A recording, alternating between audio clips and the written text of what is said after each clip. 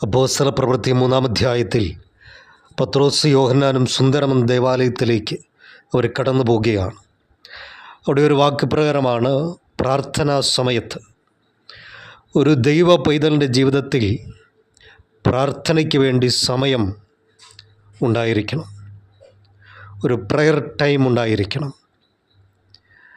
ആ സമയത്ത് അവൻ പ്രാർത്ഥനയ്ക്ക് വേണ്ടി മുഴങ്കാൽ മടക്കണം. ലോകത്തിലെ വിവിധ കാര്യങ്ങൾക്ക്, വിവാഹത്തിന് വേണ്ടി കടന്നു പോകാനൊരു ടൈമുണ്ട്, മാർക്കറ്റിൽ പോകാൻ ടൈമുണ്ട്, മറ്റ് പല പരിപാടികളിൽ പങ്കെടുക്കുവാൻ അതിനനുസരിച്ച് സമയം ക്രമീകരിച്ചിട്ടുണ്ട്. എന്നാൽ കർത്താവുമായിട്ട് അടുത്തിരിക്കുന്ന പ്രാർത്ഥന എന്ന വിഷയത്തിൽ നിനക്കൊരു സമയമുണ്ടായിരിക്കണം. കർത്താവുമായിട്ട് ചേർന്നിരിക്കുവാൻ, പ്രാർത്ഥനയിലൂടെ കർത്താവുമായിട്ട് സംസാരിക്കുവാൻ ദൈവ പൈതലേ നിനക്കൊരു സമയമുണ്ടെങ്കിൽ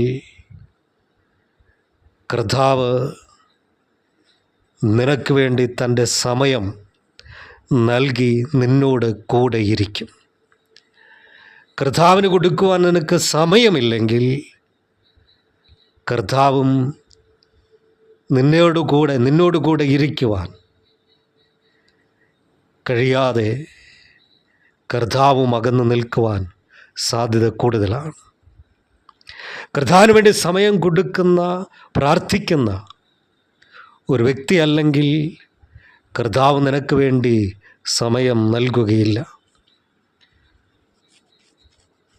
ഒരു പ്രാർത്ഥനാ സമയം എല്ലാ ദിവസവും നമുക്കുണ്ടാകട്ടെ. അത് ജീവിതത്തിൽ അനുഗ്രഹമാണ്, ജീവിതത്തിൽ നന്മയാണ്. യേശു കർത്താവിൻ്റെ നാമത്തിൽ തന്നെ ആമേൻ.